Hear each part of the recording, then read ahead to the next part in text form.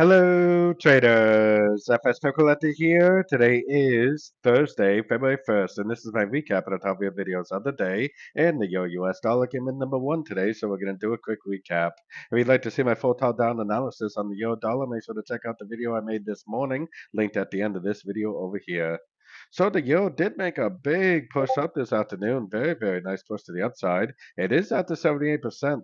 And now, in order to believe that this is the end of a correction and that this really is a trend reversal, we need to see a clear break and hold above structure. Until that happens, I mean, this very easily could just come up, retest this high right here, and keep on going down.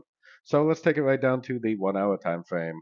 So 1 hour time frame, I would definitely expect at this point that it probably would at least go up and retest those highs. And if it does end up breaking and holding above structure, then that for sure will turn me into a buyer for the continuation of the uptrend. On the other hand, if it goes back up and makes like a double top, makes an impulsive and golfing move to the downside with a breaker structure to the downside, that will keep me selling the euro dollar. And if I see that, I will actually go short again.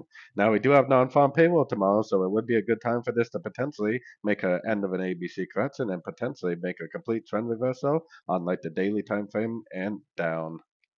So don't forget to join my free Discord channel. The link for that is on the screen and in the description. Thanks and happy trading.